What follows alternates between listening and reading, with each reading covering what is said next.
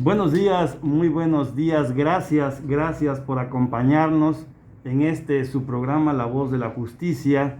Estamos aquí en la capital del estado de Chiapas, Tuxtla Gutiérrez, a través de la nueva FM 94.7 y está con ustedes su amigo Iván Robles. El día de hoy tengo de invitado al doctor Gustavo Aranda Lee. El doctor, vamos a estar platicando acerca de un tema muy interesante, me parece, que es la Corte Penal Internacional y su vinculación al juicio de expresidentes de México. Me parece que es un tema muy interesante, tomando en cuenta que, pues, hace algunas semanas tuvimos aquí una, una consulta ciudadana, doctor, que pues en algún sector propiamente dicho fue muy criticada. Yo aquí el programa anterior estuve platicando acerca de esta consulta y yo decía que pues a lo mejor lo más trascendental no era el hecho de procesar, de investigar, como se decía la pregunta ahí, a los expresidentes, sino que me parece que lo más trascendental, lo importante era la propia consulta en sí, ¿no? El hecho de que pues esperamos que ahora cuando se hagan o se pretenda tomar decisiones importantes en el país, pues realmente nos consulten. Y creo que esa no fue la visualización de este sector de la sociedad que pues hay un sector muy particular que pareciera que todo lo que dice el presidente de la República pues como que no le acomoda, ¿no? Pero bueno, vamos a estar platicando. Bienvenido, doctor Gustavo Aranda. Gracias por estar en tu programa La Voz de la Justicia. Muchísimas gracias, doctor Iván. Te agradezco mucho la invitación. Agradezco también a todo el equipo de la nueva FM 94.7 y a todo tu auditorio. Me da mucho gusto la invitación, el estar aquí presente y sobre todo abordar un tema que está en boga.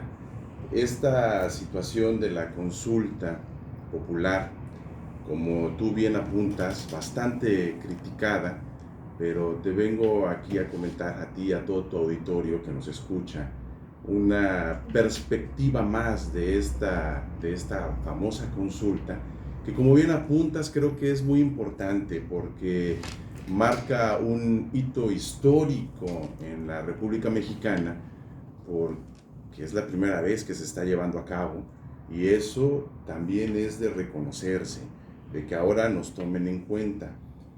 Pero creo que también es importante que analicemos la perspectiva del crimen internacional en el juicio a los expresidentes y comentarle a tu auditorio esta visión de que la consulta ciudadana, ampliamente criticada porque se comentaba por los detractores que la ley no se debe de consultar, solamente se debe de aplicar, pues trae inmersa una situación de una falacia que en la argumentación jurídica se le conoce como petitio principii, porque en realidad está apuntando hacia otra situación, como pues es indiscutible que la ley no se consulta, se aplica. De ahí se toma este sector que la critica muchísimo, pero pierde de vista que la consulta es para generar vinculación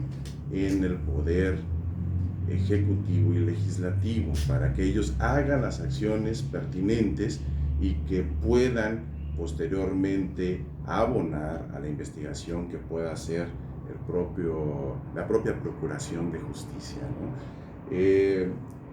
Fíjate que te quiero comentar, la idea de este tema surge porque estando navegando en el internet, pues hay una publicación sobre remembrando un lamentable suceso en Chiapas, en Acteal, 1997, con la matanza de 45 tzotziles. Entonces me viene a la mente y digo, bueno, esto es un crimen de carácter internacional, que no es prescriptible, más bien es imprescriptible, puede perseguirse en cualquier momento. Y al parecer, tanto en la matanza Acteal como en la famosa o el famoso suceso del 2 de octubre del 68 en Tlatelolco, la matanza de estudiantes, los quiero poner como ejemplo, pueden abrir el camino para la participación y la activación de la jurisdicción internacional a través de la Corte Penal Internacional, pero que necesitamos que este artículo 21 constitucional que reconoce la participación de la Corte Penal Internacional tenga otro enfoque y que se pueda apuntar con este nuevo Congreso una modificación o darle celeridad, porque el reconocimiento de la Corte Penal Internacional y la jurisdicción internacional en México, que también en los años 2000 fue muy criticada porque se decía que vulneraba la soberanía nacional, pueda ser revisada, porque para que se inicie un proceso de investigación de índole internacional, el Senado de la República en cada caso concreto tiene que autorizarla.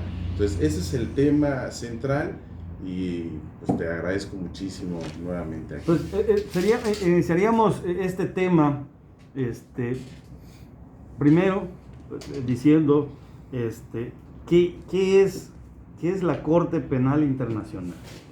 Y dijiste ahí una palabra que muy probablemente para algunos de nuestros radioescuchas no pudieran entender, ¿no? Que es imprescriptible, o sea, que no prescribe.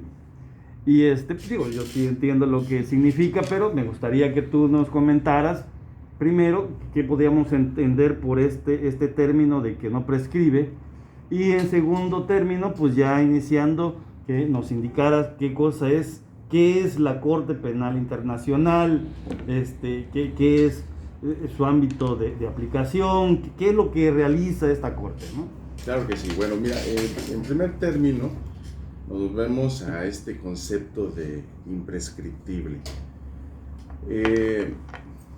El crimen internacional y en los países, cuando se habla de delitos, siempre existe un término en el cual la acción jurisdiccional se tiene que sujetar para que pueda ser este crimen investigado y llevado a los tribunales competentes y emitir una declaración de responsabilidad penal en contra de algún sujeto que comete un hecho que la ley califica como delito, o en el campo internacional que la comunidad internacional ha reconocido como categoría de crimen internacional por vulnerar los bienes más trascendentales para la humanidad, en sentido general, el derecho a la existencia y la dignidad humana.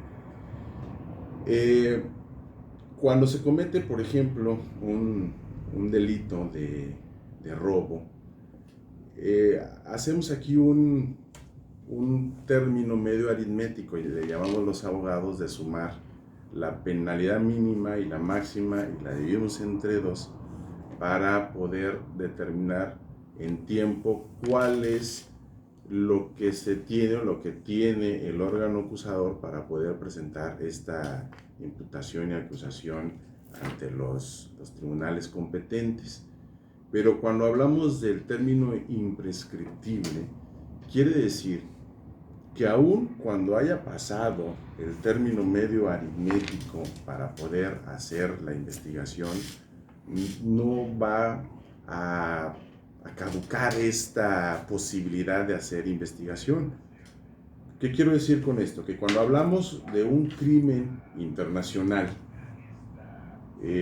por ejemplo, yo voy a catalogar ahorita, espero que no sea de forma irresponsable, pero creo que así lo es, la matanza del 2 de octubre a estudiantes en Tlatelolco de 68 o Acteal en Chiapas en el 97, a pesar de los años que han transcurrido, se puede iniciar un proceso de investigación para poder llevar a la acción de la justicia a los responsables. En este caso, pues la propuesta de la temática del día de hoy es observar la posibilidad de la Corte Penal Internacional. Y ahí respondo tu segunda pregunta. ¿Qué es la Corte Penal Internacional? Bueno, la Corte Penal Internacional es un tribunal supranacional de carácter internacional que tiene el objetivo de observar 4 tipos de crímenes importantes: el genocidio, la lesa humanidad, el crimen de guerra y la agresión. Este estatuto que le daba vigencia se le denomina Estatuto de Roma. Fue creado por la Comisión de las Naciones Unidas y la Asamblea de Plenipotenciarios, firmado en 1998, pero que por ser de carácter internacional tiene 2 requisitos muy importantes para que pueda ser reconocida la aplicación de esta Corte Penal en un país. Primero, el instrumento de adhesión y firma del Estado, donde dice sí reconozco la jurisdicción, y posteriormente la ratificación. México firma el Estatuto de la Corte Penal Internacional. Esto significa se adhiere y reconoce que es necesaria una Corte Penal Internacional el 7 de septiembre del 2000 y ratifica el 21 de junio del 2005, reconociendo la jurisdicción y sometiéndose a esta jurisdicción para que cuando en el caso de la República Mexicana ocurran crímenes de genocidio, lesa humanidad, de guerra y de agresión, pueda el fiscal de la Corte Penal Internacional iniciar una investigación y llevarla a este tribunal. Es un tribunal muy importante, muy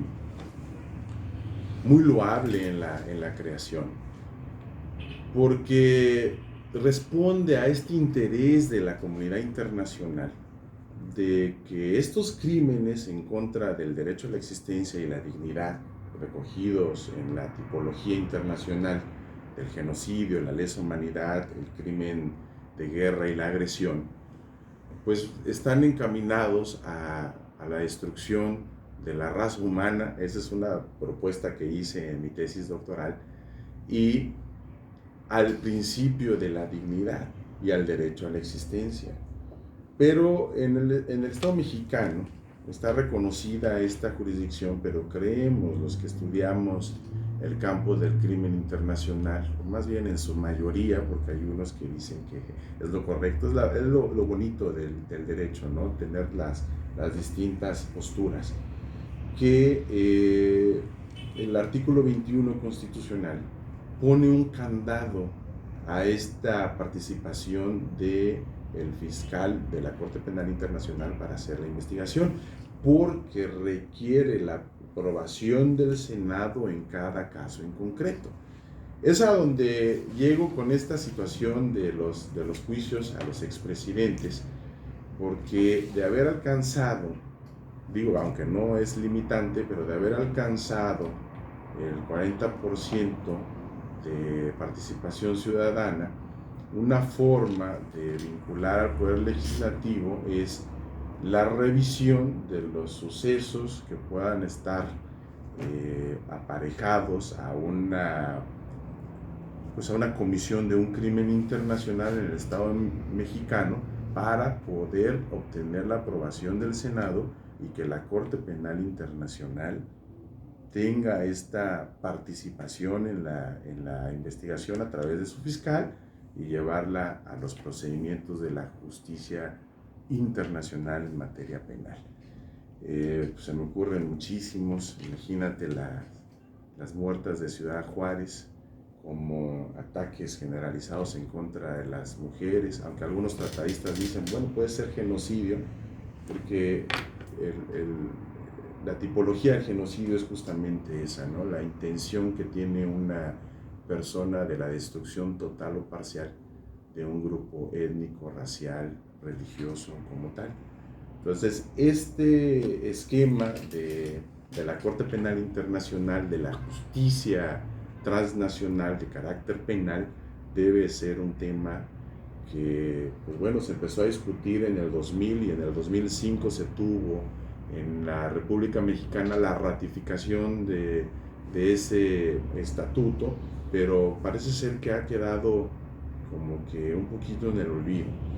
Y hace un momento, antes de entrar al programa, comentábamos, ¿no?, que el país vive cambios bastante interesantes, pero que sí es necesario que los congresos sean más efectivos en la situación de ser eficaces en la promulgación y la técnica legislativa, para que podamos nosotros tener cuerpos normativos realmente funcionales, no nada más letra muerta. Y creo que esta situación de la Corte Penal Internacional tiene que ser retomada, y tenemos ahí un campo muy, muy importante. Por eso es que te comentaba, doctor Iván, sobre la situación de que es un esquema donde existen datos, vamos a llamar así ahorita en este momento, aunque en el derecho internacional el dato de prueba es otra cosa, que el sistema acusatorio evidentemente pasa por un proceso hasta llegar a prueba constituida, hasta juicio oral, pero existen datos e investigaciones previas donde apuntan que mayormente los jefes de Estado han sido los que han tenido control de estas situaciones y que pudieran tener alguna responsabilidad en estos crímenes internacionales. El más sonado, en el argot popular, el más conocido, el famoso 2 de octubre no se olvida, de la matanza de estudiantes en el 68, en la Plaza de las Tres Culturas en Tlatelolco. Ahí lo que decíamos, ¿no? El hecho de que no prescribe, entendiendo como la prescripción tiempo de vida de un delito. Exacto. Y la cual prescribe la acción y prescribe el delito, y la acción prescribe desde el momento en que una persona conoce la existencia de la conducta delictiva, y el código, por lo menos en el estado de Chiapas, dice que la acción en los delitos que son prescribibles de querella prescribe al año, y en los que son delitos que son prescribibles de oficio prescribe a los 2 años, y una vez presentada la denuncia de la querella, nos vamos al término medio aritmético que comentabas hace un momento. Así que, tomando en consideración que en este tipo de delitos no prescriben, siempre van a tener vida los delitos. Obvio es, hasta en tanto el sujeto activo, la persona que haya configurado la conducta delictiva, pues siga viviendo, ¿no? Sí, totalmente. Porque pues si muriera, pues ya sería imposible la aplicación de la ley penal. Pero para entender en qué casos podría intervenir la Corte Internacional Penal, ya nos dijiste qué es el genocidio. Ahora, ¿cuáles serían o qué debemos entender por un delito o un crimen de lesa humanidad? ¿Qué sería un crimen de guerra?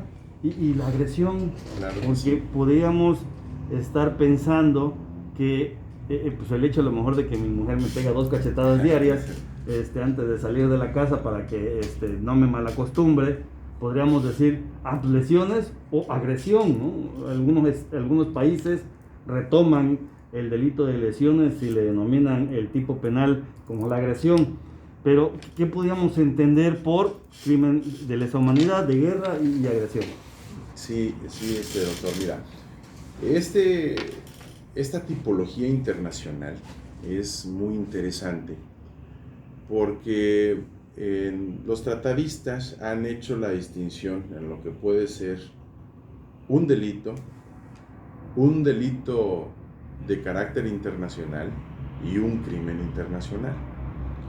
El delito pues está recogido en los códigos punitivos nacionales, en este caso en el Código Penal Federal, y para el Estado de Chiapas el Código Penal del Estado de Chiapas, donde la ley describe hechos que lesionan bienes jurídicos tutelados como la vida, la propiedad, la libertad sexual, y cuando, entre otros, ¿no? Y cuando un sujeto activo del delito, una persona, incurre en este hecho, pues es la jurisdicción, dependiendo del tipo de delito, sea del Estado federal la que tiene que participar.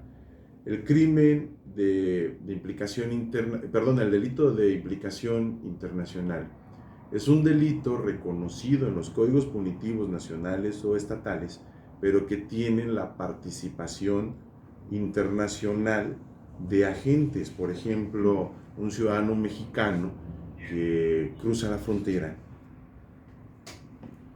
priva de la vida a 2 agentes transfronterizos, y entonces la implicación es que un mexicano comete un delito, el delito de homicidio, en un territorio extranjero. Y la aplicación ahí sería de jurisdicción compartida para ver si regresa a México, si hay extradición o no, o si lo tiene que juzgar Estados Unidos, que bueno, Estados Unidos tendría la jurisdicción preferente por haber privado de la vida a connacionales norteamericanos. Ese es el delito de implicación internacional. Pero el crimen está reservado a las conductas más graves y trascendentales que vulneran a la existencia humana y a su dignidad. Y antes de definirlo, te quiero comentar que cuando estábamos en el Consejo Doctoral de CONACYT, el doctor investigador nacional emérito, el doctor Fernando Tenorio Tagle, me decía, en la revisión de la tesis, me decía, pero ¿cómo vas a decir que protege la dignidad del crimen internacional si la dignidad es muy subjetiva? Y me hacía la broma, mira, el café que me estoy tomando ahorita no es de mi dignidad, entonces está cometiendo un crimen, me decía irónicamente. Pero después entendí que esa ironía era porque había que reconocer que la dignidad tiene doble acepción, y es algo que desarrollamos en la investigación doctoral, y que posteriormente en el 2011 también la Corte emitió una jurisprudencia sobre el tema de la dignidad.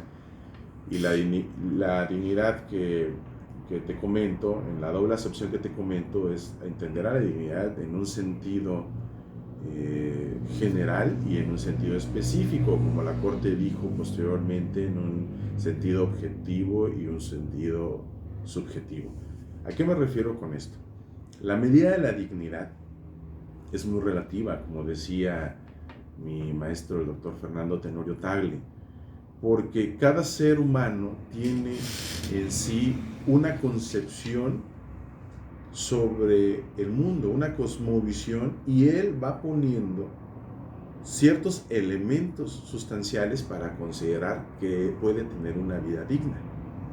Yo puedo manejar un vehículo de cualquier tipo y para mí me parece bastante digno, pero a lo mejor para Carlos Slim, como no es un Ferrari, sí, pues, no. indigno, claro. Entonces, la legislación internacional protege esa dignidad, ¿no? La dignidad que protege la legislación internacional a través del crimen es una dignidad que va inmersa en 2 supuestos muy importantes. ¿Por qué no? Antes de que continuemos, permíteme realizar un corte, Claro que sí. y regresamos. Claro que sí.